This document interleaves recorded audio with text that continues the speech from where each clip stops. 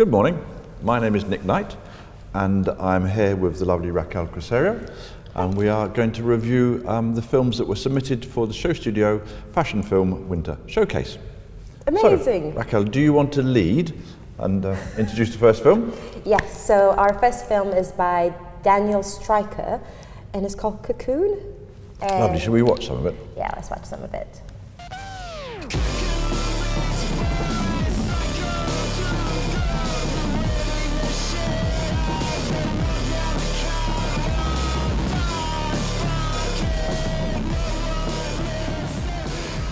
So, do you want to go about it? Shall I go first? You go first. What I think people really liked about this film is the use of AI, is something that the SHOWstudio were really interested in. So like this new visual language feels obviously like really fresh and modern and is always really interesting to look at. And the downside of this, I'm going to give my pros and cons. Oh, you're going to be the bad one this time. I'm going to be, no. But when it comes to fashion film submissions, we really want to see fashion films. Yeah. And I think this film falls a little bit into the music video side of things. Yeah, quite a lot into it, yeah. But we really love the technique and we think it's really fresh, and I think is a really good way to actually take film and fashion film. But it just needs, in my opinion, to have a little bit of fashion, but it's really great, and that's why we want to showcase it. Well, I agree with both those points. Yes, it's interesting. Yes, it's super current. Yeah. It's a visual language which has sprung up through to, excuse me, within use of AI. So it's a new visual language, and we're always excited in new visual languages at SHOWstudio. So I thought it was very interesting in that way. I think this is part of if you want, a renaissance of imagery. This is new. I mean, it is essentially a new visual language that happened in the last year, maybe we should say roughly. Yeah, I think so. So I do think in that way, we're always on the lookout for new ways to express ourselves and to new ways to put things across. I totally agree that, on the whole, we are looking for fashion films, and this doesn't really fall into that category. I really thought the lighting and the aesthetic and the kind of cleanness of it really, really played into the complexity. But I think because they kept it very straightforward in its sort of, in its lighting and presentation, the camera, etc., that's good because it keeps you sort of engaged with it. You don't get lost into what could be a cacophony of kind of visual imagery. Yeah, but don't you think that also happens because they have that reference shot that is like the headshot to camera, the really simple one, and then they keep on going to this really abstract world, but then they keep on bringing you back. You know what I mean? So you keep on going to this journey and then like being anchored back on this kind of reality. Which I think it really helps because you never know what's around the corner, but you know you're going to come back at some point. Yeah, there's lots of these sort of these journeys through virtual landscapes or virtual imagery that you go into a butterfly and it becomes a panther and comes out as a mountain and all those sorts of things. I think this is going to move really fast into a new place, and it does feel already a little bit like we've seen this. And because it's such a strong effect, it's very hard to get past the effect. So I would have loved to have seen this slightly more considered, a little bit more, I mean not this particular film, but films like this, I'd like to see them kind of a little bit more sort of, because the imagery changes so fast, in a way I felt I want to slow it down, and if you want sort of revel and enjoy the transitions rather than being so fast. But it's a different pace of film. And also I want to see it used for fashion. That would have been really helpful. But anyway, I think we liked it, and we liked his work. Take it as a him, isn't it? Well, yes. Not that it matters either way. But, it's Daniel Stryker. You can be whoever you want to be. Okay, so our next film is by somebody called Emily Fry. Should we just watch it and talk? Yes. Temperatures over the freezing of England were rich and high pressure, which is shown here on the 6 o'clock chart, and that has moved steadily eastwards across the country during the day. To the north, there were a considerable number of showers in northwestern districts and in northwest England, which at times especially central England, but in general spread south was completely good periods of sunshine, and in the Isle of Wight area in particular, up to 13 hours morning, and also in the... Okay, do you want to go first this time around? I'll go first. So this film seduced me for a couple of very personal reasons. Really? Well, partly because it's about the weather, and people in Britain are just fascinated with the weather because it's all the time changing, and it's got that old BBC voice which from the 1960s, 1970s, where the BBC announcers were supposed to speak in a certain form of English and with a certain non-accent, which of course originally it was an accent, but whatever. But it was, it reminds me of my childhood, and things that remind me of my childhood are often sort of shrouded in the kind of fake glow of happiness, where you sort of go, oh yes, you know, and it's sort of so it seduced me. And it was weird because I don't like films with voiceovers. Yes. So it's one of our things that every time we do a fashion film review, we go, would you please stop using voiceovers on your films? But this, for me, just seduced me because it was my father listening to the weather forecast on a Sunday night back at my house when I was kind of 9 and 10, around that sort of time, a bit older. And it's got that voice to it. That was one thing. Secondly, it's about the sea, and which I love, and the whole sort of the weathery, landscapey kind of English countryside. And thirdly, it's dark.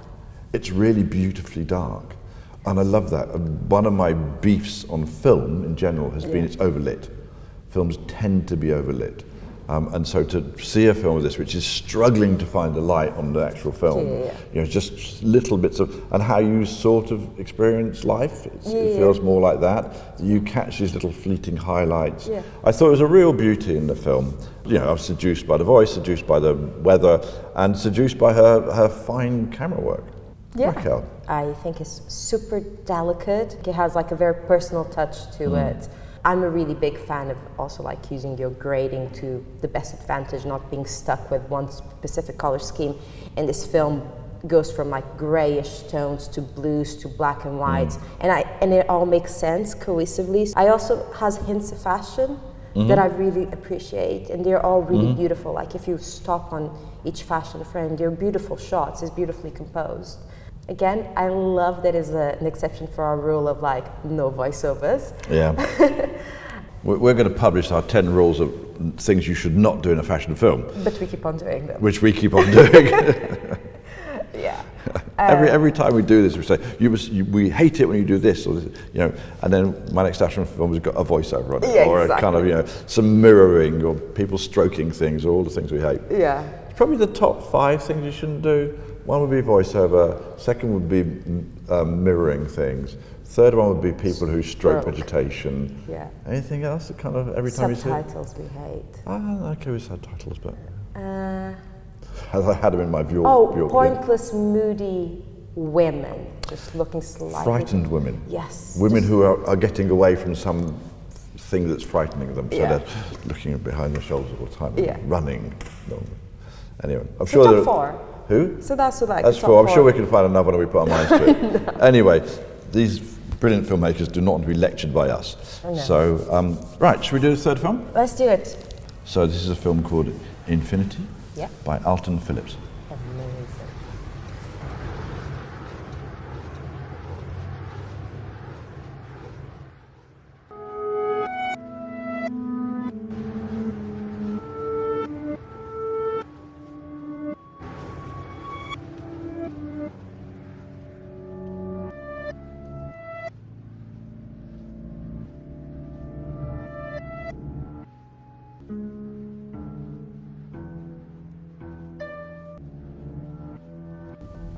Okay. You good? Can I start on this one? Yeah, of course you can start on this one. Amazing. It's a visual language that was very SHOWstudio for me.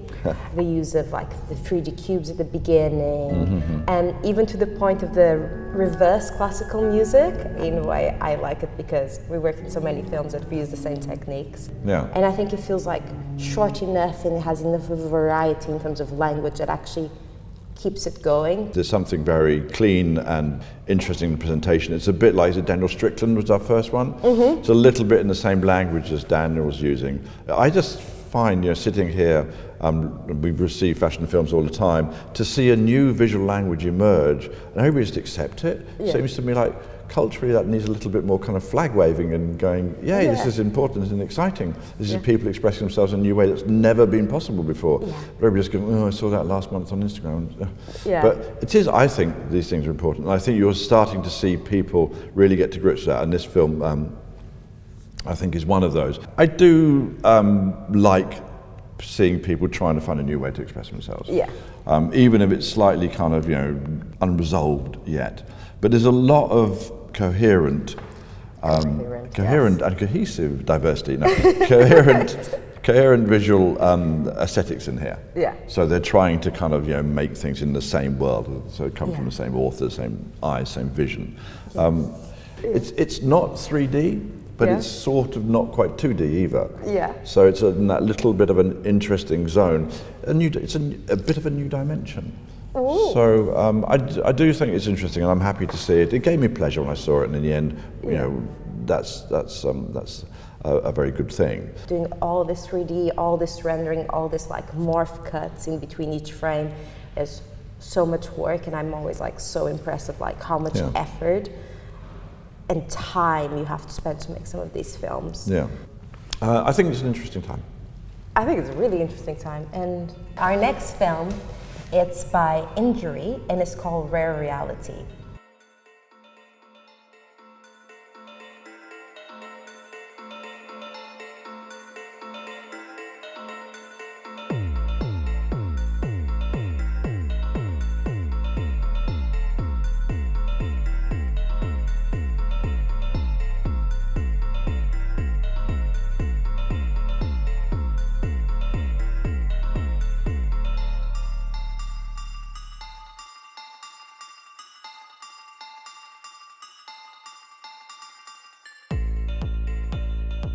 It feels like every film that we've selected this time is part of this new vision, this new world, and it's a new approach to showing visuals. Another film that feels like it should be immersive. Yeah. Another film that feels like it's from the world of AI and a new vision of what the world might be around us. I think in some degree that might be because people are seeing the actual world that's around us and not enjoying it. Yes. And there's a lot of escapism. Yeah, a lot of escapism, and I think that if one is sort of divorced from the reasons for escapism, which I'm not sure you should be or not, but if you, these are people. This is a way, perhaps, of getting away from a world which is difficult, complicated, and exceedingly vicious and hard at the moment.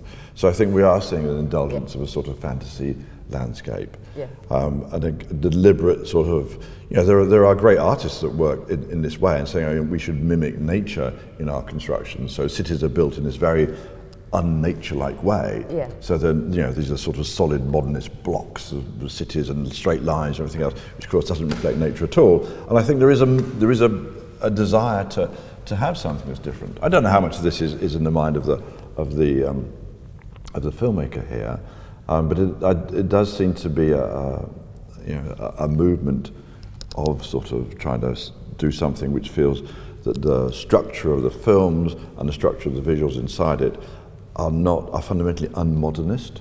They're fundamentally, I don't mean they're unmodern. Yeah. I mean they're not of that sort of 1930s vision of modernism, which is all kind of straight lines and kind of films like The Fountainhead. Yeah. Even to some degree last year in Marienbad. I love those films. Okay. But I think this is a very different proposal. Yeah.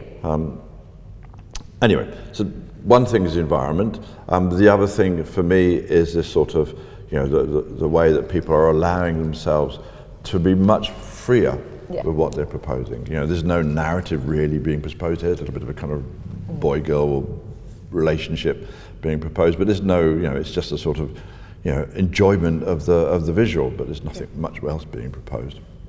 Does that sound really damning? I didn't mean it to be that way. I mean, there's no heavy narrative being put on here.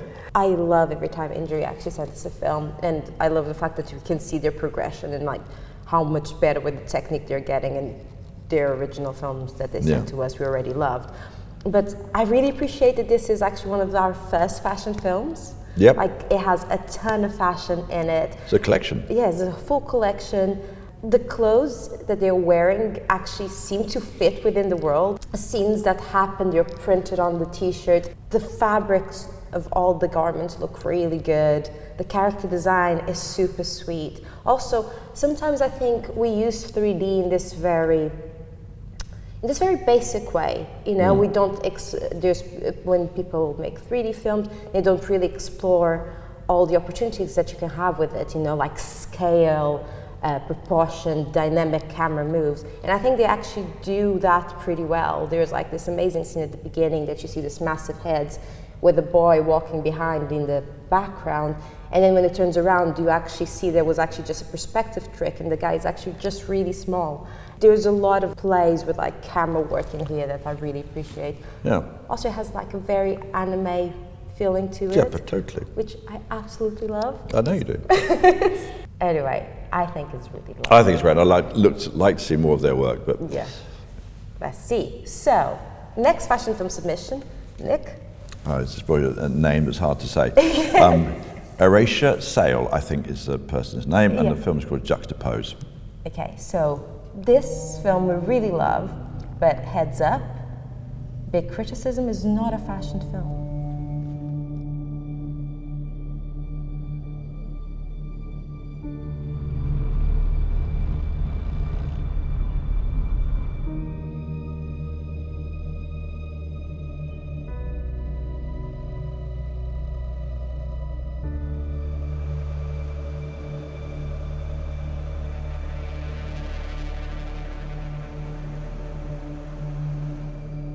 So what do you think, Nick? I think it's very, very well done, very brilliantly accomplished, and actually the surrealism of it continues throughout. It's actually coherently surreal through the whole film. What did you think?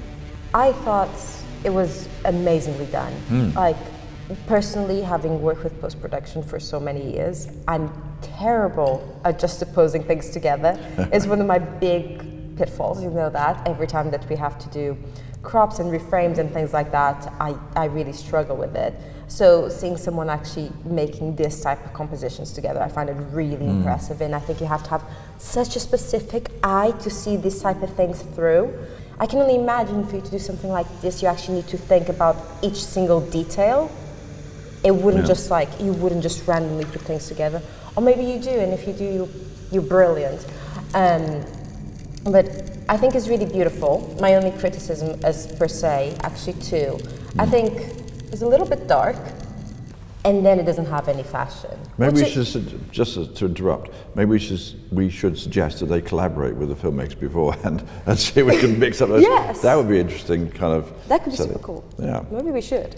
But I do think, again, this film is here because we really love the amount of work that is put on it. But again, it's not a fashion film, and I would love to see this. I think it could be so cool if this was like, if this amount of like creativity was put into a fashion film. Yeah. I think the amount of possibilities there could be amazing. But that's why, Raquel, there are 6 fashion photographers that define a generation, and 30,000 great photographers in the world. Yeah. So it's that making a great fashion photograph is a very, very rare skill. Yeah. Making a great photograph is a rare skill, but not as rare. Yeah. So becoming a great fashion filmmaker, you've got to first have an obsession with fashion. Yeah. And think that's the thing you really want to talk about. Yeah. You know, there are great filmmakers, but there are very, very few great fashion filmmakers. And what we're seeing here is fantastically achieved visuals, but the person making or people making this film, you know, are not obsessed with fashion. Yeah. And it comes across in the film, it's not about fashion. Yeah. And we are a fashion film site where we promote and encourage the creation of fashion film, have done for 23 years odd. So that's what we're looking for. But it is no surprise to me that there are so few fashion films. And what we're seeing in this season's people we've selected is great technique, new cinema, new visions of film and moving image, but not, on the whole, a lot of fashion in there. You know, but there is such a lot of interest now in CGI and the whole of that world. You know, one can hate it or one can love it, but the force of that energy is very strong. You look at the digital fashion designers coming out of the colleges and appearing on scene, obviously what we've been doing with Icon One. You know, I don't want to need to defend this conversation, but what you can't deny is that that's a huge creative wave of energy coming out.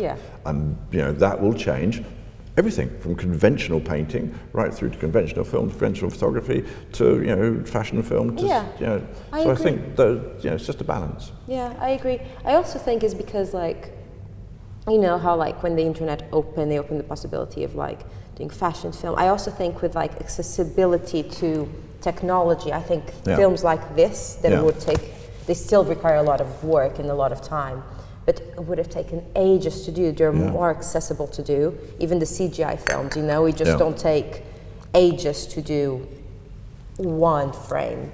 Now you can actually render your shots. Yes. So I think technology is also getting more accessible. Yes. So I think it's also faster and more accessible. Faster and more accessible. Okay, well, but very impressive, very impressive. We love it. Okay, so next one, Nick? Yes, it's by somebody called Talia Beale, and it's called To Trudge to Zunden. Say that twice fast. It's by Talia Beale. I love this. This is really cool. Cost of my land. Imagineers huddle close. More plugged up than man. How did it get here and so awfully grand? And how did it get so in the way of my plans? Sleeping dogs like Okay. Yum. Those were not the sounds that came to my mind. What, yum? Oh, very yum. Really? Anyway, well, yeah, but, you know, Okay. Nice. Cool. Do you want to lead? No, you lead, please. Oh, okay. Well, this is, you know, just to contextualize our review process, is I tend to save the fashion film submissions up for, you know, a weekend where I know I'm going to be kind of alone and not doing anything else, and I sit down and I will watch, you know, 60 to 100 fashion films throughout the course of the weekend, which immerses me in that space. Yeah. And of course, some you come through and you sort of think, as soon as it opens, you know what's going to happen. This film, I was so happy. I kept rewatching it because I was so excited by it. Because it starts in this kind of slightly sort of in some of the language we've been seeing in the CGI, and then cuts to sort of this very, I can't think the right adjective to describe it, this very real world situation on a county council estate in, you know, where it is, North London or South London. So it cuts from these, this sort of, quite sort of fantasy-based Doja Cat type videos, straight slap bang, as if the camera's in the back of a lorry and the tailgate is opened, and actually everything inside the lorry is the kind of, you know, the sort of, you know, CGI thing, and outside of it is the kind of, you know, the reality of living in London on an estate. But then there's another element that comes back in that's on the estate. I thought it was great, and I was. For me, it feels very new because it mixes.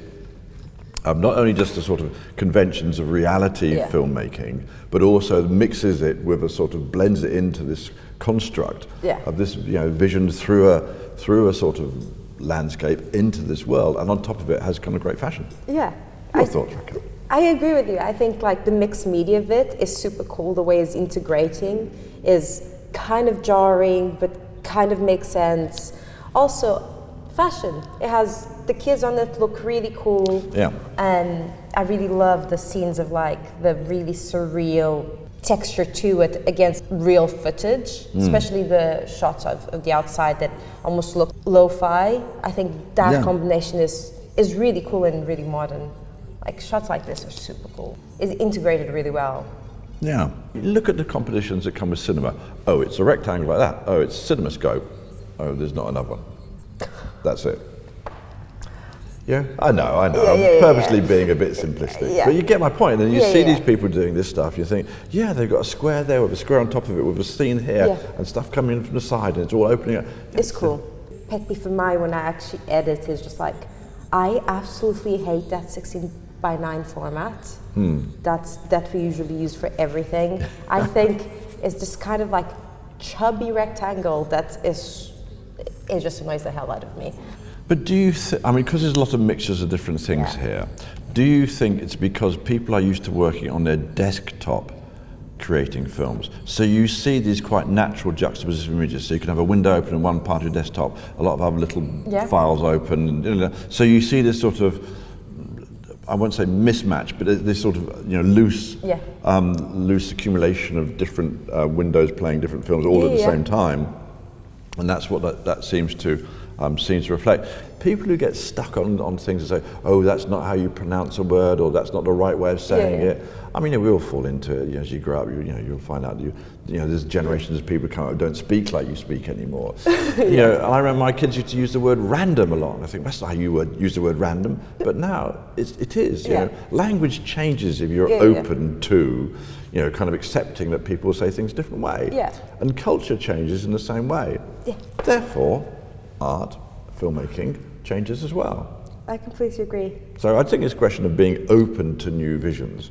And I think one finds that as one gets older, it's harder to be open to new visions. I don't talk that from personally, actually. I enjoy it a lot, but I do think people get set in their way, which is an interesting thing. It happens all over the place. You get people who sort of say, oh, it was all better in my day when we had real vinyl records and we had this and whatever. But, there is that attitude which is quite prevalent. That's just age. That's just people looking back at something they really enjoyed and it feel like it's fading away. And you're getting further away from that thing that you felt was so enjoyable. And then people come and do the thing that you hated. It's a natural thing. And I don't know how to encourage people to be more open-minded, more accepting of new things, said the man in the suit, more accepting of new style of dress, new ways of working, I remember when we first started using mobile phones, the people who were so upset. It's the same sound. And for me, I'm very cautious of that, of listening too much to that noise, because I know it'll fade. I know things will change, and I know that generations will kind of make it change. Very, very important, I think, culturally, to people be open-minded. That's my thought. Anyway, that was deep. That was beautiful. Oh, well, thank you, Raquel. And Nick, the next film is 9599 and is by... Do you want me to go? You please do. Katerina Konayoko, Igor Tarasov, and Max Maslov, who can all... I'm very sorry, all three of you, to mispronounce your name so badly. I'm so sorry, I'm not even good at it. Что с ним делать? С моим прошлым, насыщенным российским военным прошлым XX века, к которому обращалось режиссерское внимание, цепляясь за репрезентацию насилия на экране. Я свободен. Насилие теперь носит индивидуальный характер, и даже апофеоз личного насилия – насилие над собой. Самоубийство не имеет под собой идеологическую подоплеку. Она исчезла, ведь понимание врага изначально подразумевает и понимание себя. Отсюда долгие, неразборчивые монологи, сказанные больше для себя, чем для собеседника. И ее странноватая манера петь одинаково невпопад. А некрореалисты высмеивают этот парадокс загробной чернухой. You go first. I go first. Абсурдностью смерти. So, Целым оригинальным. I think this film is really special. Starting with what I think is amazing about it is, again, the layout.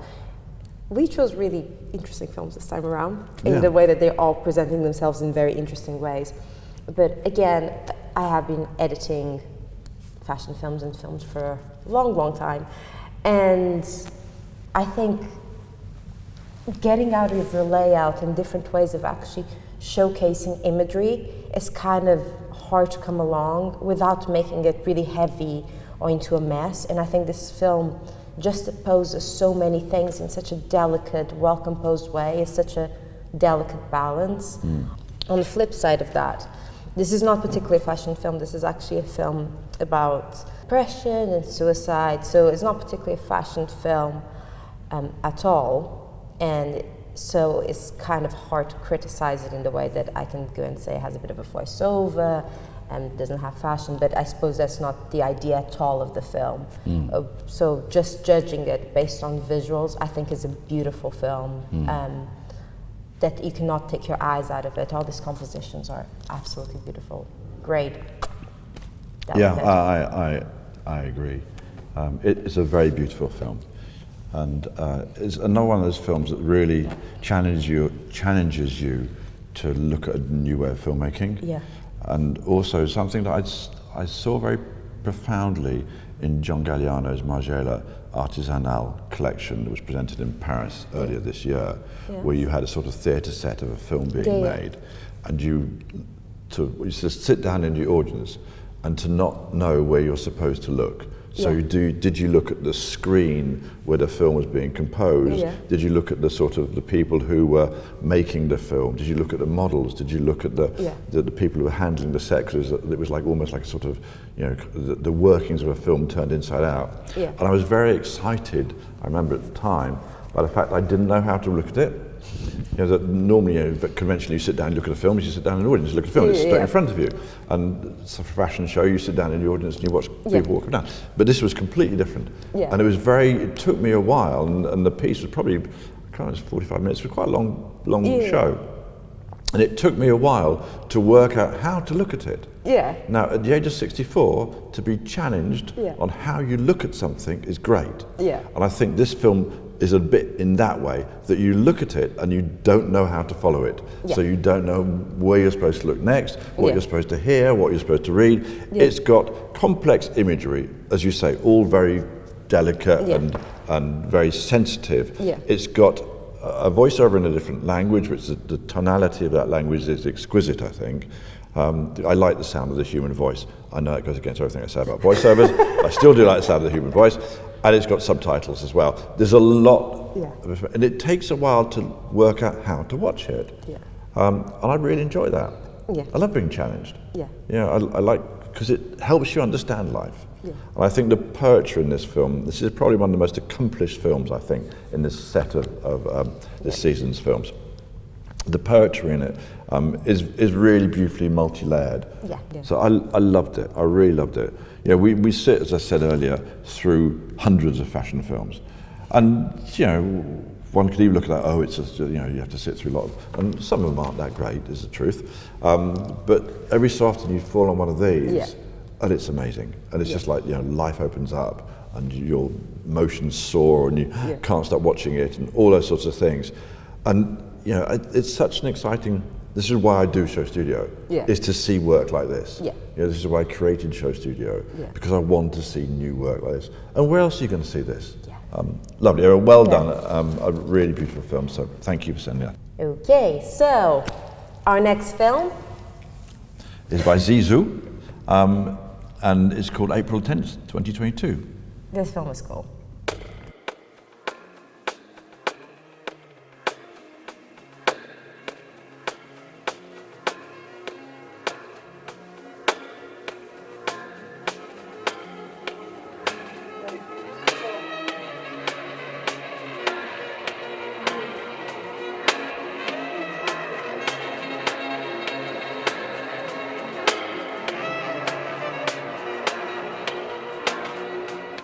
There's somebody who's the one who's like,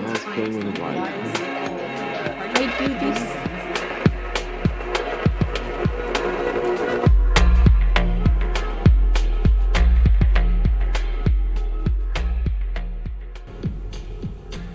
Oh my god, I actually feel a little bit that there's a pattern in when it was chosen for this fashion submission.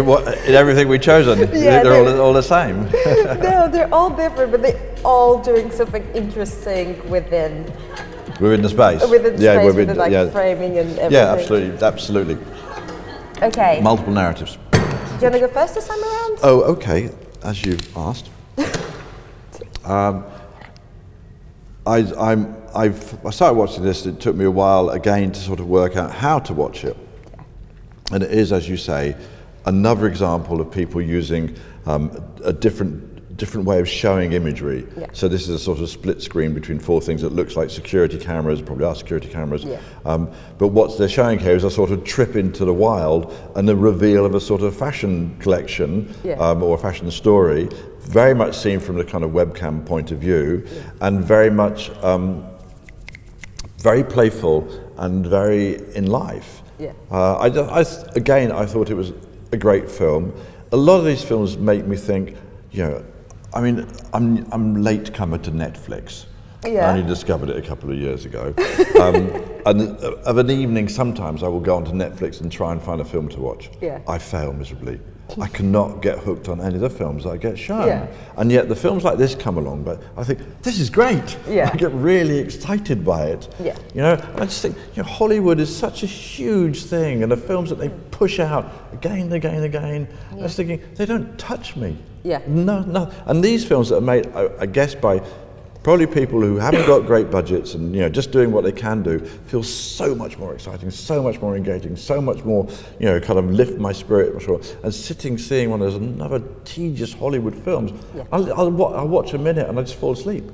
You know, but these films are exciting. You don't know where to look. You don't know what part to look at next. Yeah. And incidentally, this is a great way of showing a set of fashion. Yeah, I really love how they're actually showing the process, kind of almost like our live studios. It has a little bit of that vibe that we feel like the process before the shoot or before they wear the clothes. All the films that we've seen until now feel very personal. Yeah. You can almost see the filmmakers through the films that we've watched. Yeah, which is always a good sign. Which is really cool. They're full of character. And just to add that, I actually think editing-wise, this film is pretty good. Just the way like imagery is being shown on the screen, plus the pace. It actually gives a lot of progression to everything. And it's a format that I do see an enormous amount of when I'm going through fashion and film submissions, is the idea that you get your friends together, you dress them up in some clothes, and you go out into the fields and muck around. Basically, you go out in the fields and do stuff. I'm sorry, I didn't sound so dismissive.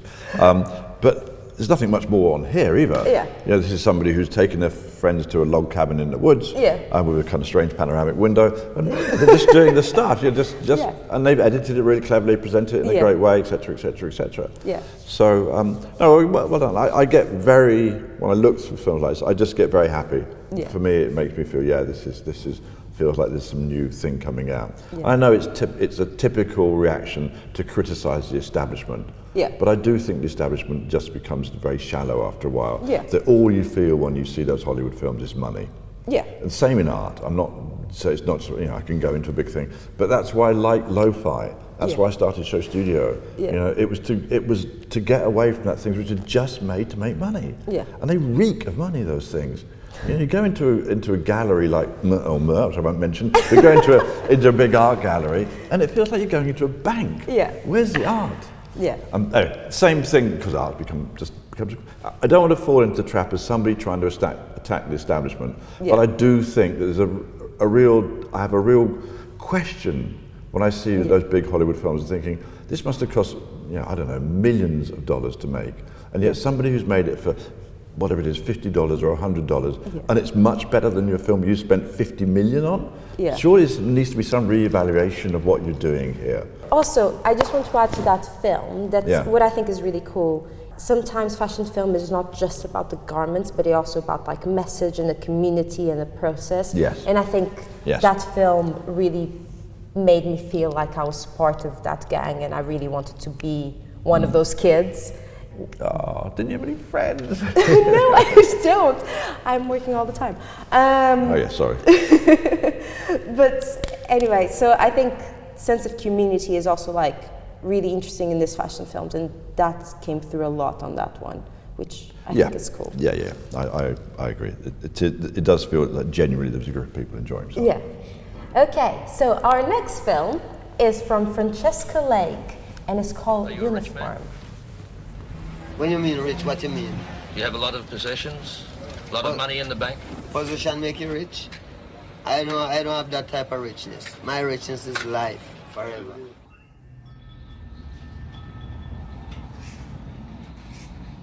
What is real richness? What does it even mean? Are you from uptown, downtown, or somewhere in between?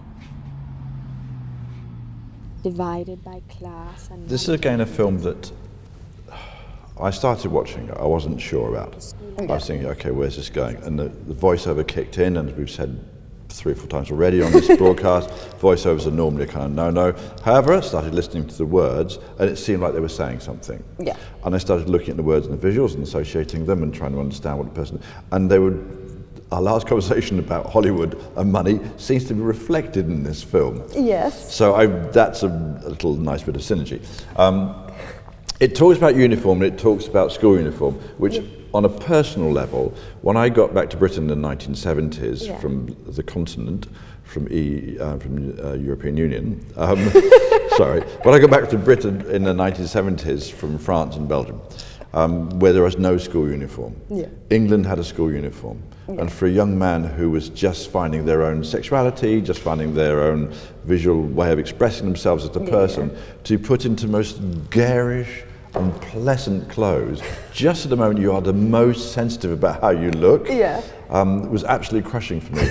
And I hated it, and I hated it with a passion. So I was quite interested when they start talking about uniform and it being a leveller. Of course it isn't, because, you know, rich kids, you know, could just, you know, in the poor, you know, it just so wasn't, and you could tell why. But it does talk about something which is quite interesting. By conformity comes individualism, which I think is something I did find with the school uniform in Britain, because you would absolutely try your best to, within the very, very strict limits of what a school uniform could be, to customize it.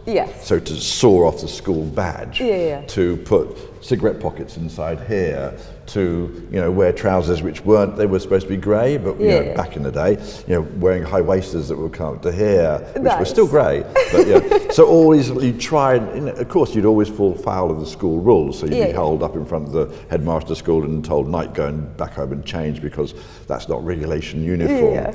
So it did touch a sort of personal note for me, but I really hated school uniform, and I think it is part of that sort of blandification of people. And how dare they do that to kids who are just trying to find out who the hell they are. And one of the ways you find out who you are is how you dress and what signals you put out into the world. And at that very delicate point, you're all supposed to wear exactly the same school uniform, which is designed by people who have never seen beauty, who have never seen nature, who've got no idea what love is. People from the absolute worst place in existence design school uniforms. So my school uniform, just to say, and I'll stop my little rant, was the sort of green that doesn't exist in nature.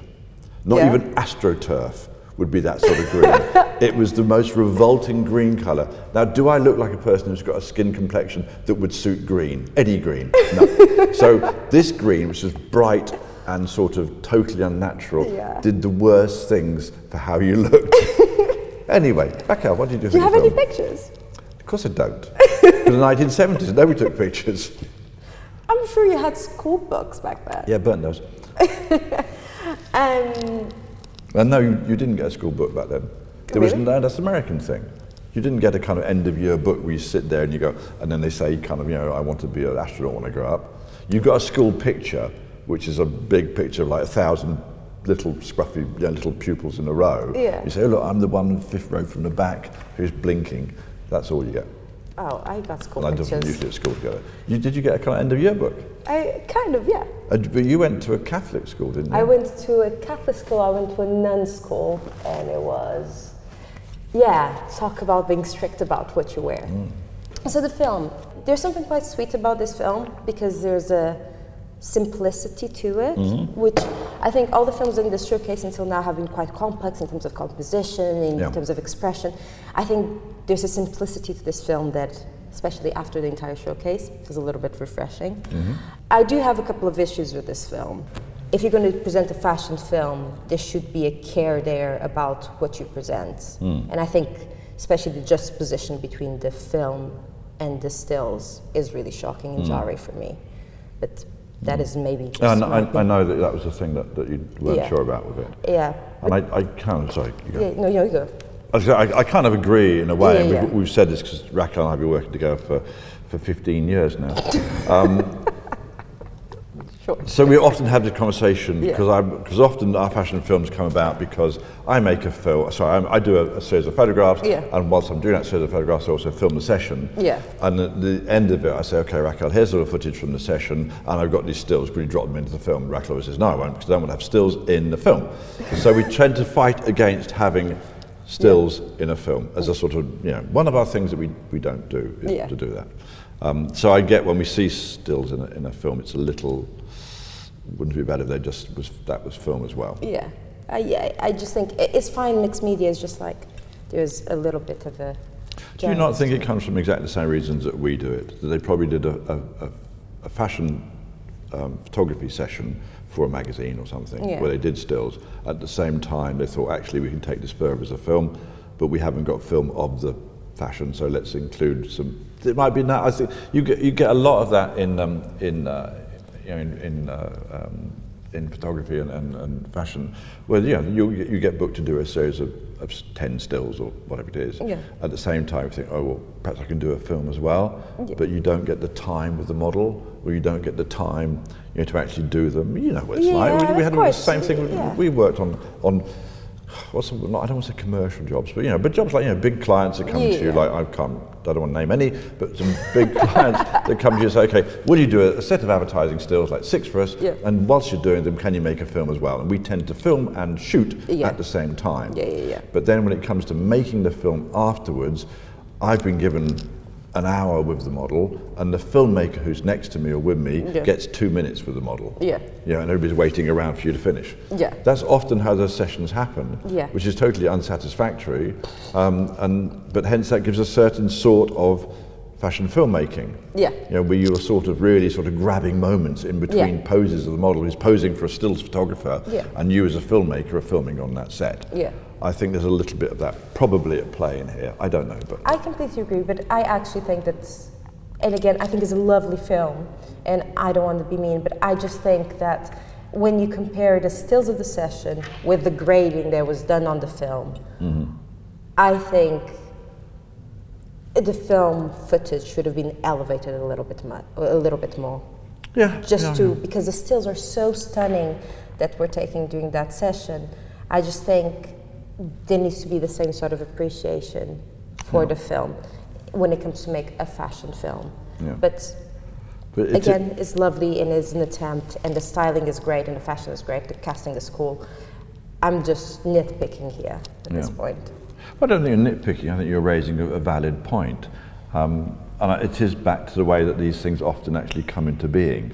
That often you are asked to do a series of stills, and you say, okay, so I've got some models, I've got hair, makeup, I've got clothes, let's do a film at the same time. Either one does it off one's own bat, or you're asked to do that by the client or person you're working for. So I think that comes about, but then when it comes to the session, the filmmaker is not given the same access as the stills photographer.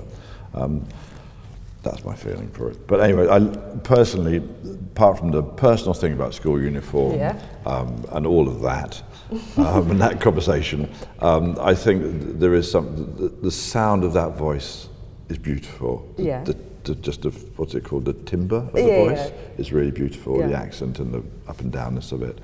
I think what they're saying is actually quite interesting. And so it sort of worked for me. All the things I normally say, don't have stills in a film, don't do a voiceover, don't have subtitles, and there they go. And so rules are there to be broken. Exactly. Okay, so our last film of this session is Juliet by Jodie Mann. Jodie Mann, love Jodie Mann. You met I know her? Jodie Mann, yeah, she's a lovely person.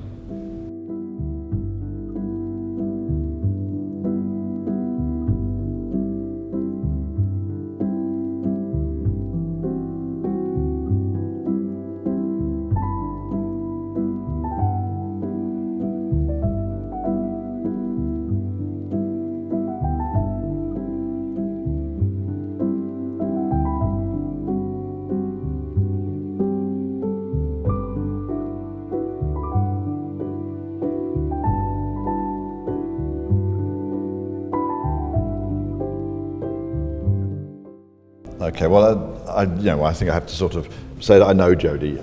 I've worked with her for. She's a lovely filmmaker and a lovely photographer. I was really seduced by this film right from the opening thing. I mean, it just plays onto a couple of things I love. I love piano, but the colours in it, I thought were beautiful, so exquisitely delicate, so refined. It's not easy to do that. That's a real skill, and she'll always have that vision. She's always capable of that.